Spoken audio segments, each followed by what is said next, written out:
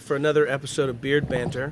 I want to pre-disclose that if I say anything extraordinarily stupid today, I do believe I have a pass based on my current COVID infection status.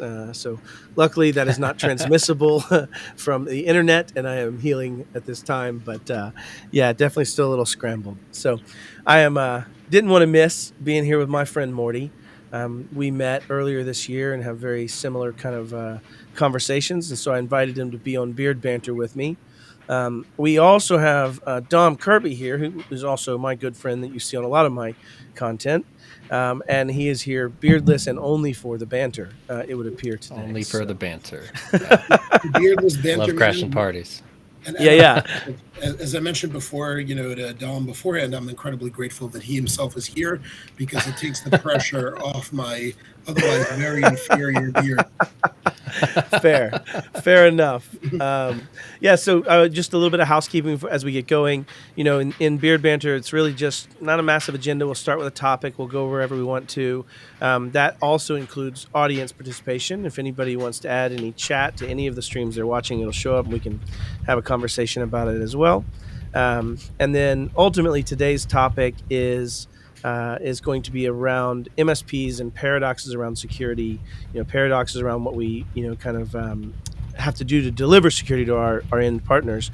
The last thing I'll do before I hand it off for Morty to kind of kick off his opening thought on this would be, if you want to join, you can also text me personally on LinkedIn, and I'll send you the link to join in on the conversation. You can come up on Restream and chat about it with us. Oh, this is so great. Okay. Yeah, I love it. Yeah, good to see you, Miguel. Always. Miguel's always on all the same, places where I consume a lot of my cybersecurity information from. So love seeing him. And then Bryson Medlock, our threat researcher at ConnectWise, amazing dude. Dom's beard game is weak. So good. So good. So, Morty, you were talking to me, and I'm going to paraphrase it a bit, but you were talking about kind of this, log for shell, but not in the traditional way, not in this, Brian DeGrave's here, it's my buddy.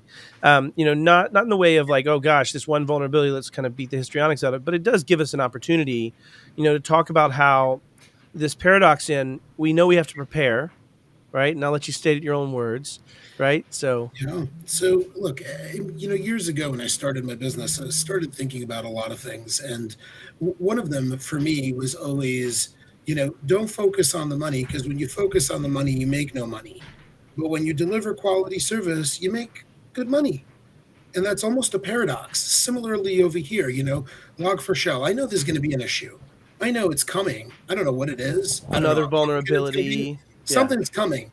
I know I need to prepare for it. I have no idea what it needs to be, but I know I need to be prepared for it. But at the same time, I don't always have the ability to think about it 3 steps ahead. I don't have the ability to collaborate with my clients. I don't have the ability to do what I need to do in order to be able to get 3 steps ahead. And frankly, sometimes I don't even know what that is in the first place.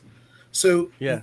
these are, to me, huge issues. I actually like that paradox. Dom, if you want to jump in on this, I'm going to jump straight to defensibility from a perspective of that. But yeah, go ahead, and if you have any thoughts on that. I think you nailed it. I think we need to embrace the fear of the unknown, right? And that's blue teaming in a nutshell, right? Like, we can do only what we can do, right? Yeah. That's got to be a movie quote from something. If not, we'll make it here. Yeah, you heard it here, We'll make folks. it here. Yeah. Like, you can only do what you can do, right? So the understanding that a log4 shell, a proxy shell, insert problem here is going to pop up, right? It's a certainty, right? So we need to understand that, and I think you're going to get on about defensibility, and you're gonna hit it, but we need to just prepare for it. Understand how we're going to react to a changing landscape. Yeah. Right. It's a battlefield, and the logistics of the battlefield change on an hourly basis. Yeah, and Maybe more sometimes before I get on my little soapbox, but sometimes that comes in the form of communication, transparency, right? Sometimes that comes in the form of, I don't know, I'm going to have to find out. Right. Sometimes that comes in the form of, I know what my impacts are. I know when I have to deal with client. We need to put this, security risk over your current productivity. And if not, let's come up with ways we don't have to be interrupted next time. Let's try to come up with ways to move systems that can, long-term, not have these same challenges in the same way. But for now, if I need to reboot and patch, I need to reboot and patch. Right. And some of those things come into play where that becomes a communications game too. Yeah, go ahead, But Morty. You were going to say something. in addition to communication, Matt, it sounds like what you're saying is that we need to have some sort of an iterative improvement process. Yeah, yeah, which goes in. I mean, I think you're pulling my string on purpose, and I think you just like getting me wound up. But, I think what an MSP's job is to protect their client in a defensible way, right? Like I used to try the shock factor of saying your job's not to protect your client. I think your job is to at least inform, educate, and protect your client in a defensible way. And I think when you start thinking about things that, well, what does that mean, Bob? Like, what would I have to work on? I wouldn't have known about Log4j. No, but if you look at the CIS controls and find one that says constant vulnerability management, and that means not only discovery of new vulnerabilities, discovery of their impact across your organization, but also then the patching thereof and the fixing thereof as it comes out. And even if you fail, because like look at Log4j where you had 1, 2, 3, 4 stacked vulnerabilities that came out like back to back to back, right? Like, and you look at this where even patching wouldn't have saved you from that next iterative one, but it would have saved you from the first one. And I think when you start talking about this in this instance, you zoom it all the way out to what is defensible. Defensible is, in my mind, not having something that you came up with be the only answer. Dom, you came up with it in our class today about having an external source test your penetration testing, right? Not just your internal testing. Why? Well, because we need someone with a different perspective, right? Like I'm going to look at something a very biased way in the way that I see things from a security operations perspective, but I can be wrong. And someone else seeing a different perspective can help me find that, right? Ray Dalio writes about this stuff a lot also, right? So when he founded Bridgewater, he talks about, trying to get the smartest people in the room and having intelligent, thoughtful, Socratic debate, if you will. Right. So discourse is that in what some you're way. suggesting? No, I mean, I think you just always need checks and balances to make sure that what you're doing is going to help reduce the risk, right? And I think what we're talking about here is reduction of risk. For any person to step out on a football field as a defending coach and say, I'm never going to allow a single yard, I'm going to laugh in his or her face, right? Why would I do that? I would laugh in their face because that's not possible. Even if you could do it to some sustainability of a very small time period, you could not do that to some long-standing period against different teams and different capabilities and different positives and negatives and different warriors, right? You can't honor that, right? But you can say, I'm going to be really good at stopping the 10-yard drive in 4 downs. Right, you can say that I'm going to try to find ways to adapt when I see these changes, and it goes, kind of back to that. And so, I think that when I lose a yard, I'm going to analyze why I lost that yard and try to plug that hole. Right? Exactly. That's really the defensibility. Hey, I lost. Right, like that happened.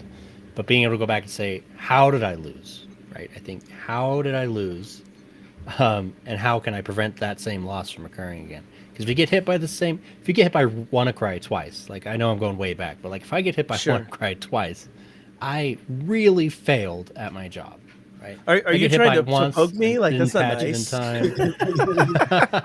Because I did buy an MSP that had that happen. We call them Voldemort at this point, but, just so we'd never speak the name again.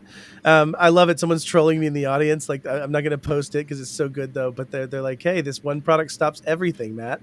I will speak towards the histrionics as a paradox though, right? Like I won't show that one because I'm not going to be that person.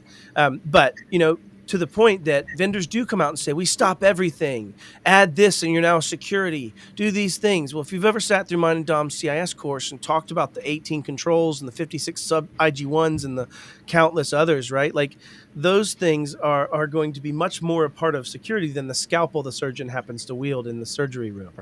Right. That's probably going to be more dependent on my surgeon's state of mind and capabilities and overall training and familiarity with this particular body type and overall blood pressure situation and all those things, not necessarily the blood pressure cuffs. And too many times we're told. I found a new analogy recently though, is pilots, and actually I got it from Brad.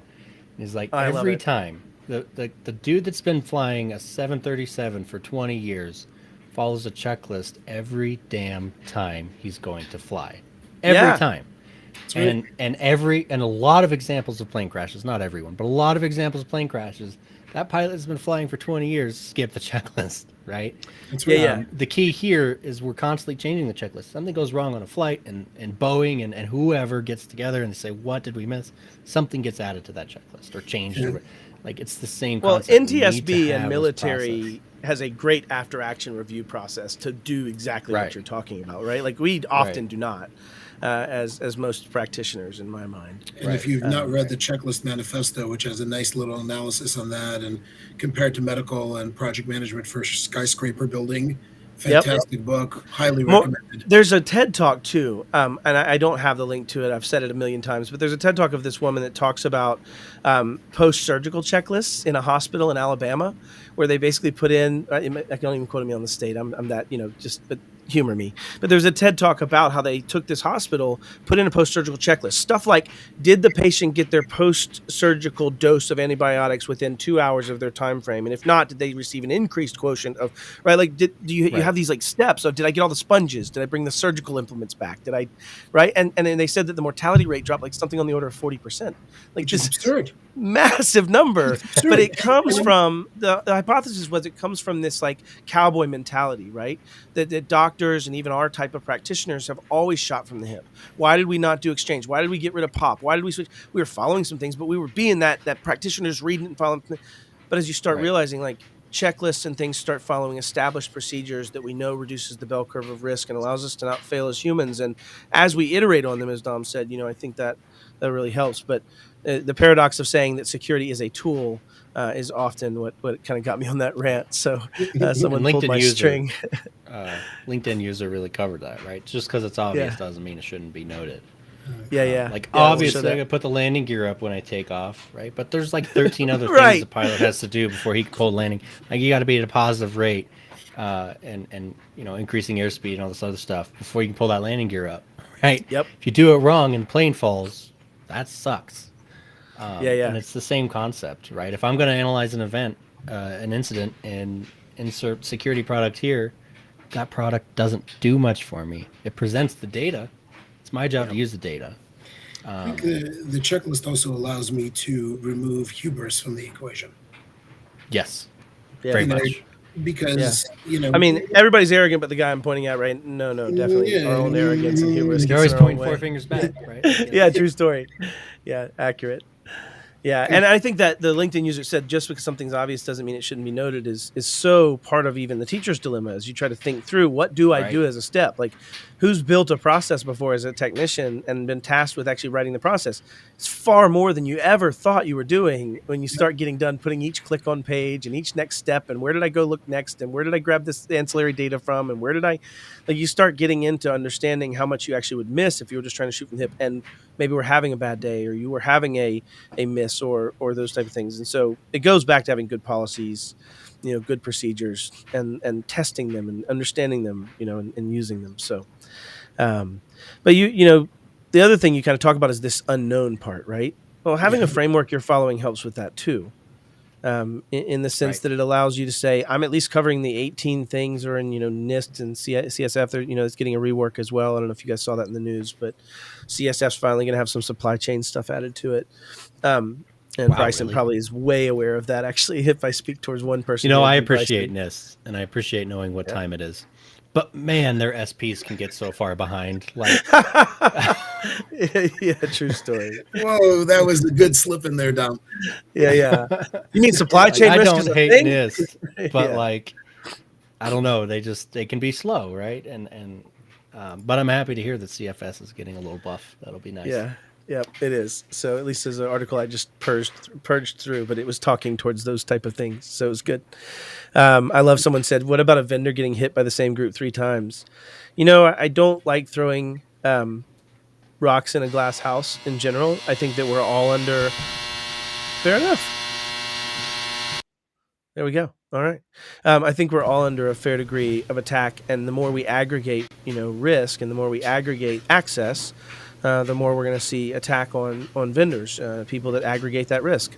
And I think getting hit by the same group just means they got paid the first time and they have avenues to keep getting paid. And, back to my experience, the company we worked with, we found that they had gross negligence in the regard of having 3 of the same things happen because they never engaged a real IR after a major incident. They never looked towards getting public-private assistance, or they never reported, or they never did those things. And, when you start speaking towards the vendor they're alluding to, I think, they actually kind of did some of these things. And as it came out in the news later, they were under some serious NDAs just for the nature of what we're starting to see from U.S. Cyber Command and what we're starting to see from the U.S. Justice Department. And so a lot of change is happening. But yes, Miguel, great point.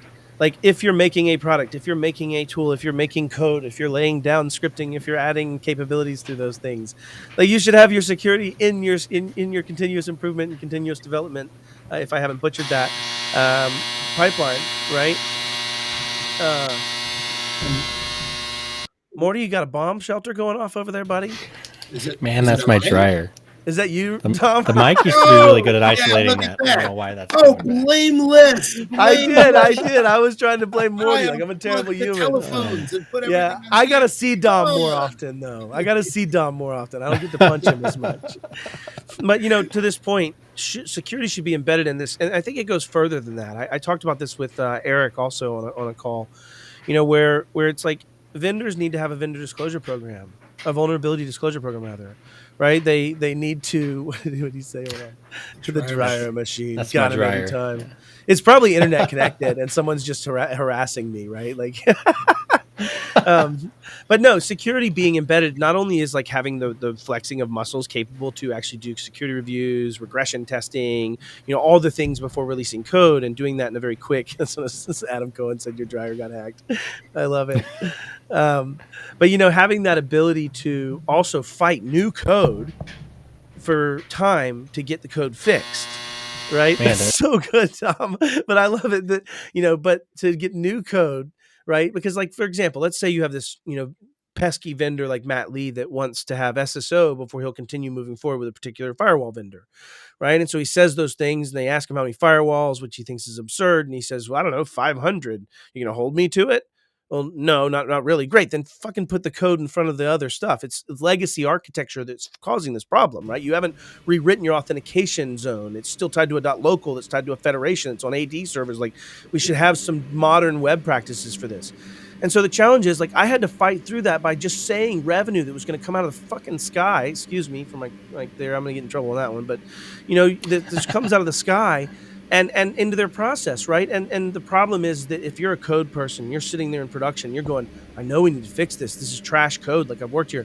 Like there's so many avenues of attack, both on the code itself and on that employee leaving potentially out of frustration and having that knowledge. And like you get into a lot of different avenues there, but I don't see this often where you have it's not interconnected that you don't see this often where you have a well integrated CI/CD. In my small experience, but in working with 26 different vendors, on their advisory, I didn't find ones that found adequate measures to either have a dedicated sprint team that was able to work on the code in a way that they could fix these bugs outside of the normal productivity schedule, or the productivity schedule where they assigned enough risk numbers to outweigh the volume of what new revenue would be generated to put this security sprint that fixes something that's massive ahead of something that that maybe produces revenue. So Matt, can I talk to that for just 1 sec? Yeah.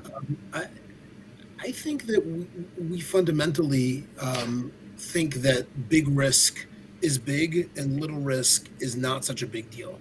Whereas it almost seems like, and I think Malcolm Gladwell wrote a whole article about regarding this and the 3 Mile Island accident, that a series of tiny little things, little things, right? That a series of tiny little things potentially can lead to a greater disaster than the big thing. Totally. So I wonder if we need to, again, maybe just tone down our expectations to not try and just necessarily send Bitcoin. To maybe tone down our expectations of what it is that we consider to be a big deal. Maybe 2 or 3 little things is worse than potentially what we would otherwise consider to be a big deal. Yeah, but I think the challenge is how do you prioritize that? And is the assertion maybe you just always have a path available with enough volume to handle the little things as they come up so that you kind of have a very that would be a very defensible position, back to my point, right? If you had a vulnerability discovery program that was wide and broad enough with enough reach to get engineering resources that were necessary at the time, and budget wasn't a huge constraint, and you didn't have a constraint on just operational capability of modifying the code, like if you could make all of those things magically happen, and if I think that's from the sky and yeah. Right. And I'm not trying to be diminutive. I just mean I think that's the struggle. And it was open source and controlled by a company at the same time. Yeah, the whole what do you call it? The 1,000 eyes theory on open source just never really hung with me. Yeah. Many eyes theory, yeah, never really landed with me, because I know when I'm working on something and I found this piece of code and I might want to modify it for my benefit and I might do something like, I'm not going, you know what? have I done my social responsibility yesterday to go back and look at the other code I've never even read in this? I'm going to go do that for a few hours if you don't mind. Like, I don't see that happening. It's just not part of my drive chain. Like, maybe others are better humans than me, but well, I think there's people in the open source community that do that, right? But it's nothing like getting your code reviewed, getting it deployed and tested, right? That, and when you're writing something that ubiquitous and maintaining something that ubiquitous, it needs that. It needs that before anything new gets released. It needs that before a PR gets put in a master, and that I think can be missing, right? It almost happened, I don't know, a year or two ago with PHP. PHP, right? Like, somebody got into the distribution point of PHP, which runs most websites on the internet, right? Any website that uses WordPress. sure. Could you imagine?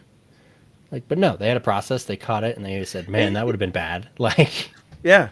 Yeah, what about maybe something that runs 3 billion devices or so that might have this little ancillary logging project? billions of I'm beating a devices. dead horse. I'm beating the hell out of a Log4Shell dead horse, but its tongue's out and everything, so at least it'll be tender. So maybe let's fork from that for 1 second, guys, if you're interested.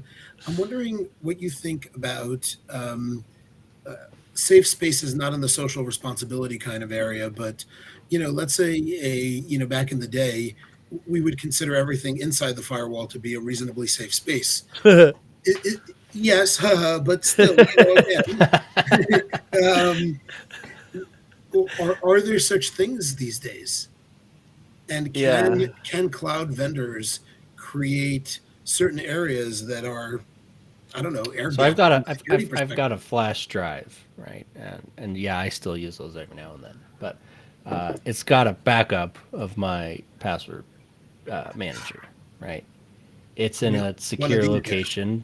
Yes. I'm not Mordy. that fancy. I need to get one of those. Those Are but fantastic. It's in a location, and if something were to happen, and I perhaps when I systole, like, there are people that would have access that's safe in my opinion, right? Yeah. Like, you would have to go through a lot to get to that. But if it's connected, I mean, what are you gonna do, right? Like, connected really relies on proactive, prompt, defensible security operations.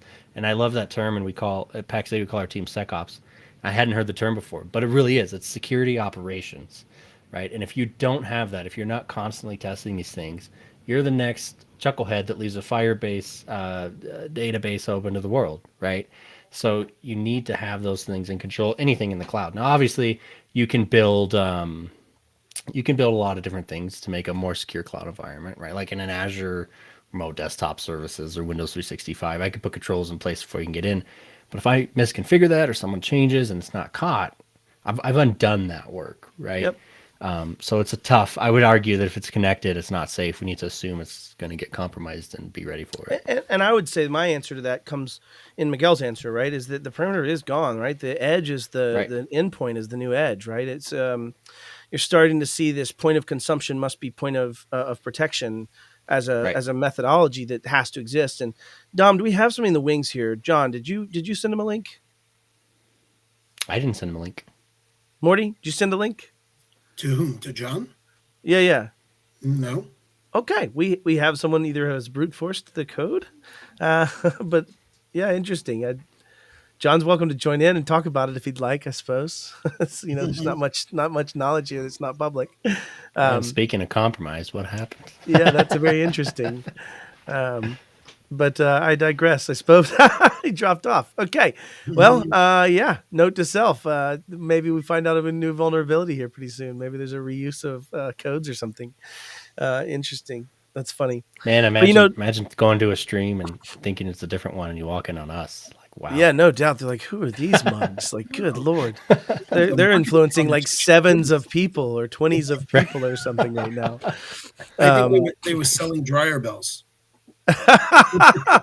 Oh, now that is always Jason, up for an invite. You're always Jason. invited. You're literally an emeritus invite. Like, at any point in time, I can copy and paste this link to you, sir, on a myriad of different connection methodologies.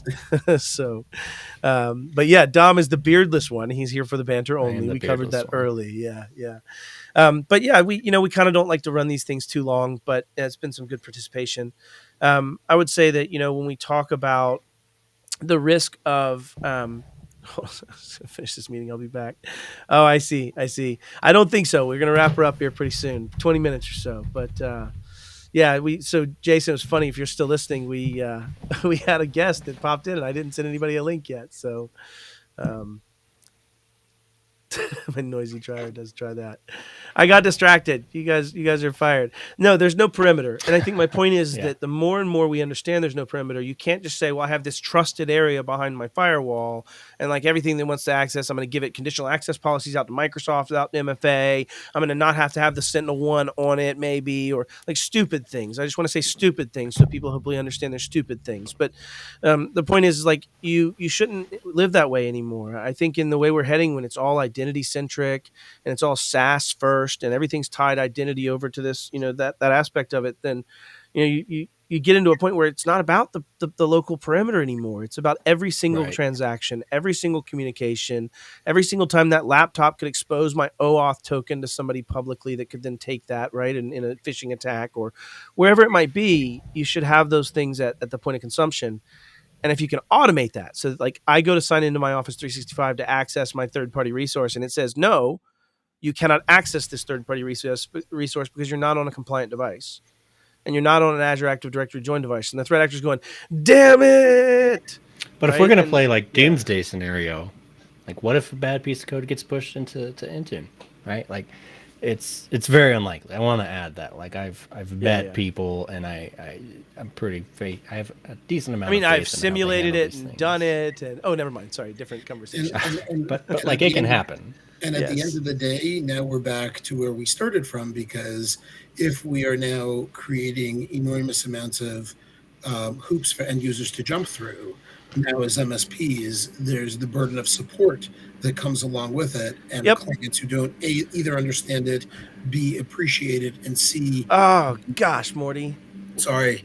No, that's it. That is the final paradox. Like let's put this into something we can frame out, right? Like it's this challenge of when it's not money, when it's just hearts and minds, when it's just educating a populace that you need to do something that might create both unilateral cost potentially for you as an MSP, but also impact and pain for them in that perspective, right? And the perfect one as an example is taking away local admin rights, right? How many of you MSPs out there that are watching this, or vendors and partners that understand this, are saying, okay, I want to take away local admin rights. What's the immediate impact to an MSP, Morty? Hundreds of additional support calls. Amen. And oftentimes with that loud salesperson that gets the most attention, that has the most pull, that's going to get the CEO to go, can you just give John what he needs? Not if we're going to honor this new choice. and that CEO also is password 123. But whatever, we're going to digress. Yeah. I've had the same clients look at me one day where this guy had a compromise, and it was showing up on his Sentinel-1, and it came ultimately from an outside attacker. It came from an RDP rule that they shouldn't have had, and we're talking to this gentleman, and he's like, lock it down, make it all secure. Da, da, da. The next day, he calls me out their ticket. I swear to God, I was a young technician, and it just blew my mind. And he goes, I don't want a single password on these front 9 workstations. I want to work out how this Active Directory can have these admins come in and do their work and not be. I'm like, are you fucking stupid? Like, I cannot put this together in my brain to how you could have this paradoxical understanding of saying, I need these security things, I need them, but then I don't need to apply them here for convenience reasons. And like, it just broke my brain. That conversation has to really, like, it needs a shift. Like, security versus convenience is the most annoying. It's been around forever. And look, I know there's a line where people start to do the wrong thing, but that line is not where we tend to think it is. Right. Yeah. And so where do you think it is? End up making these compromises. I think it's completely fair to make people jump through hoops to access sensitive data. Right. Like it in every business has sense. If you are a business that transacts dollars or whatever currency, you transact money, right? Now I know what Frenchie's talking about. I apologize. You're right, Miguel. Sorry. It sometimes slips out. I get a little bit of Chris Roberts channel. It happens. So, yeah. But so every business has sensitive data, right? If you do transactions, you have sensitive data, and if you don't do transactions, you're not a business. So it's reasonable to require things like MFA. Like MFA is a bare minimum thing you can do nowadays. It's not like, hey, do this cool new thing anymore. And the cool thing is technology is now to a point where I can still keep it pretty damn convenient. Yep. Like I need FIDO certain conditions to access certain things every day. right? The Yep. fact that my machine is joined and compliant and patched and all those things, and the fact that I carry a FIDO token with me wherever I go, it's just not hard for me to not circumvent, that's the wrong word, for me to overcome the hoops I have to jump through to Of prove that course, it's me accessing sensitive data, you right? do, Yeah. however, want to be careful to not keep your FIDO token and your laptop in the same bag. But you know, This is fair. It's on the car keys, so like if I lose the laptop bag, keys are in my pocket, it's fine. Miguel asked a great question. He says, is it hard for MSPs to apply zero trust concepts? I think the overall first bite to understand what needs to happen to make a reasonable attempt at zero trust and how we're going to approach our switches, how we're going to approach our wireless, how we're going to approach our identity source, how we're going to manage people resetting passwords, how we're going to do those things. That's not hard. I think once they get it done, that's easy. I think the challenge, Miguel, is a hearts and minds problem. I think the Mm-hmm. challenge is that, as Dom says, hey, MFA is already the standard and we're going to make things easier and we use FIDO. That's all fine and well unless you're sitting on server 2003 R2 and you're still like you have this journey to take to figure out what you're going to do. And a lot of times those same clients will stay on and pay MSPs, and MSPs have to have the revenue, and they'll take clients that genuinely are walking through a battlefield, throwing and kicking ball across the minefield and walking with zero protection as they scream, shoot at me, you dirty enemy. Like, I don't understand how else to put it. Like, and then we wonder why No, they that's got exactly killed. what it is. Yeah. Yeah. Yeah. So no, it's not If hard, Miguel. It's hard to scale, I think. And I think it's also hard to get those people to buy into the massive change that needs to exist sometimes to take and them down a well, there's journey. things we're and waiting being, for, like and being GDAP on and and being on the front lines, I'll Yep. tell you that it's very difficult to get mind share from a client who's just busy doing whatever it is that they're doing. You know, if Yeah. they're selling widgets to make dollars, then that's what they want to be doing. They don't want to have a 2.5 hour conversation about an iterative process, zero trust, hearts and minds and security, and all kinds of things like that. Which, while that may be interesting philosophically, and certainly for us security professionals, might be useful, Yeah. that doesn't make them any money. But in the same way, if they hand it to you, they don't often own it for the owning the no, I like to say. Right? right. Uh, When they've said yes and you started the project and now you have a loud sales guy wanting to circumvent it, you don't have zero trust if you have some trust, right? In some degree. I mean, Right. I'm being a little facetious, right? But I think the other side of it is, and Dom touched on this, there's often a lot of limitations in our vendor, and the people we choose to do business with as MSPs. So, think of a single organization, Miguel, as an enterprise. You might have a team that handles vulnerability management. They don't need any delineation in the console. They don't need the ability to have segmentation of who has access to what. Like, to some degree, the role-based access doesn't play outside of their own one-to-one version of their role. And so you start getting into this very monolithic view. But when you try to be an MSP, you have 170 employees, and each employee might serve in 3 or 4 roles for a particular entity and client. And unfortunately, like, my vendor will bring me something. Microsoft's a great example where I can't give some granular access down to a particular user, saying, John, Dom is on my SecOps team. He's responsible for Team Charlie and Team Bravo in Denver. I want to have access to only those clients, and if even better, only those clients when he needs access to them. Right, carrying on that zero trust theory, Right. with the just in time, just enough, the JIA that Dom speaks about. Right, so the concept is, Miguel, this one's very passionate in my heart because I think there's so many parts to unpack in that question, that are both client facing, regulatory. MSPs don't even have any type of barrier to entry. You have barriers to what we could actually produce. I mean, there's hundreds of answers to that question. Dom, any thoughts from your time as an MSP when this question of even if you tried to do a cursory, I was rough when I 802.11x? started. Yeah. I mean, it was rough. And back at 802.11x is a fun topic. When I first Thought I'd started doing pull it, your I had chain on that servers one. on prem, so it was pretty easy. But when you get into technologies like 802.11x and how do I do that in the cloud, you're engaging third parties or you're building crap in Azure and building shitty VPN connections, NPS right? servers to bring Like, back a response for yeah, radius it's yeah. right. Like, and it's tough to accomplish these things. I think the key, and Morty, you kind of hit on it, is to iterate. Yep. Right, is to say, hey, here's where Start you're with at right now. crap. I always Make take it a look full prettier. picture of everything, right? I take a big picture and I write it up and I say, here's where you're at, right? And here's how much it's going to cost to fix it. And it might be a lot of money, but you don't need to spend that money right now. What I'm going to Right. do is I've prioritized this for you. You're definitely going to get attacked in this way. So we're going to fix that this year. Yep. Or I'm going to fire you, right? But now Yeah. we're going to look at these other things and we're going to prioritize them out over a time frame that works for your business and your budget and your areas of risk. Yeah, right? I read And ahead, but he corrected it to say hard. I just just because if it was bothering anybody on that pause there. but yeah, if you really iterate, and then something happens, be like, man, that sucks. That was item 5. We finished item 4, Yep. right? You could show that you were iterating. Be like, yeah, we knew about it, and it wasn't working Yeah. right now. That's $10,000 they didn't have, but we all knew about it. We all knew the risk, and we were planning to fix it. And here's all the other shit we've accomplished. Man, now I'm gonna be in trouble like you. Here's all the other stuff we accomplished in You're the in the last same 18 jail months. as me now. Right?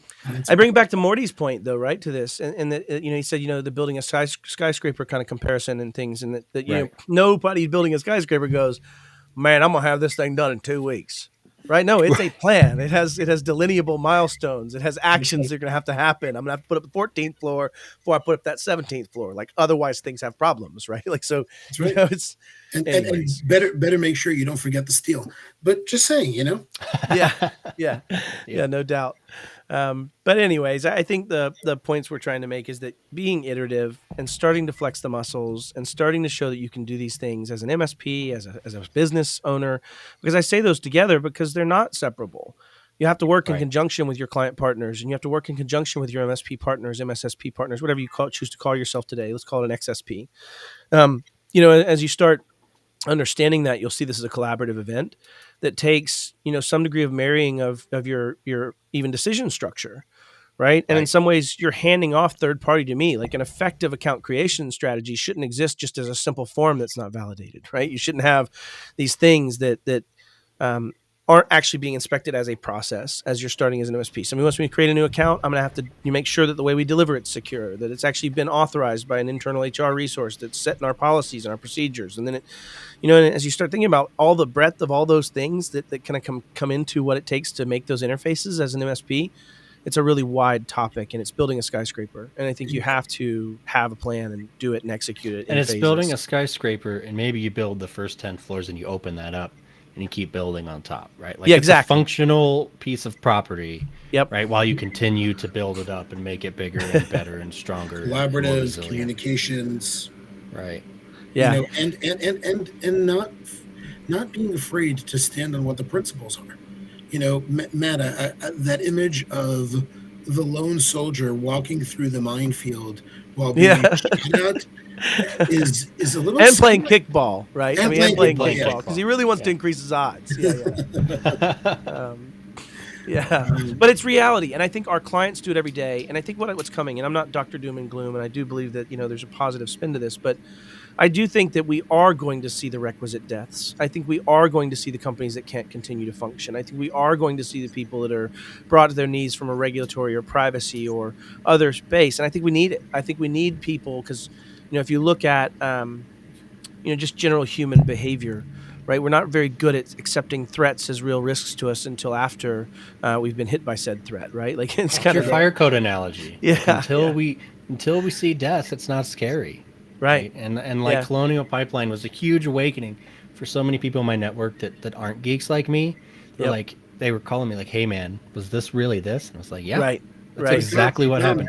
Dom, there's a big issue there because look, you say fire code, and that's a good example. And we also touched upon the medical community versus, say, the NTSB.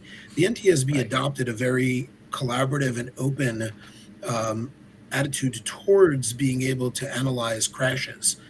True. Right. Maybe they could go cross borders. They could share information with anyone. Yeah. True. Well, when they're investigating, like the airline and the pilots and everyone plays together, and they're all trying to find a solution. But in the medical community, they may not be quite the same, and there are lots of deaths that occur because of the lack of transparency. No, the morbidity and mortality process is perfect, Morty. It's not true. I'm not criticizing anybody in the medical field. God forbid. What do you mean? Without doctors, I would be very, very sick right now. But my point simply being that, a little bit of openness, I think, potentially can help the process, and shining some light on some of these little dark corners may be beneficial to society at large. And maybe this is why hubris, especially for the general public, like people don't understand. Like people are like, oh, an email leak or this and like there's no context to Gravatar leaked tens of millions of emails, right? But when we follow up that story with this increase in phishing attacks and this increase in financial fraud as a result Or, hospital XYZ got breached and this many insurance plans were defrauded and it cost this person X to fix that's it. the real cost of medical for anybody on the quick up and up, right? Like when you Right. get medical data, it's significantly more valuable than a lot of other data types, right? Because you can I bill can open insurance so much more than a agencies. credit card with that. Yeah. I can bill for a $37,000 appendectomy if I get the right whack at it, right? Like, Yeah. And then you're going to get appendicitis, and the insurance company's going to have some questions for you. they're So, like, hey, bro, we like, can't pay for this. Yeah. you You don't have only to get do one these. of those. You And already then have you one. took it. Yeah. Don't get I mean, to we it. can check for double allocation, but we don't think so. Like, we're thinking there's only one attachment point. Yeah. That's funny. That's hilarious. But yeah, I think, you bring up some good correlations there. And I think the things we keep bringing into correlations around medical, around legal, around these other, professional services, they really, even if you took electrical or you took hairdressers or there's so many other industries that have some degree of like a quality of life or quality of standards or, standard of care definition. And I A think in our license, problem is we right? don't. Like- Yeah, we have nothing. Yeah. So Yeah. that's another paradox. And it makes it harder. If we had a trusted base and a certain licensure and a requirement to be Mordy or to be Matt, Should we be yeah. giving a plug to our friends over at a certain company that assists with certifications, or should we not be doing things like that?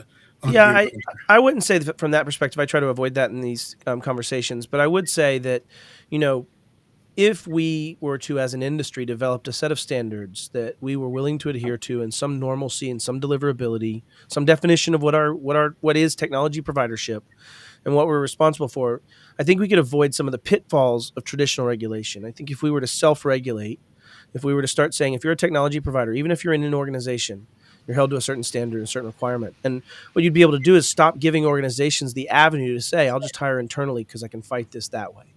Right. That's Or, right. I'm and a PG tech or a PG-13 tech. And whatever it is. Yeah. I love whatever. Yeah, exactly. The Motion Picture Association system is alive and well in IT. I love it.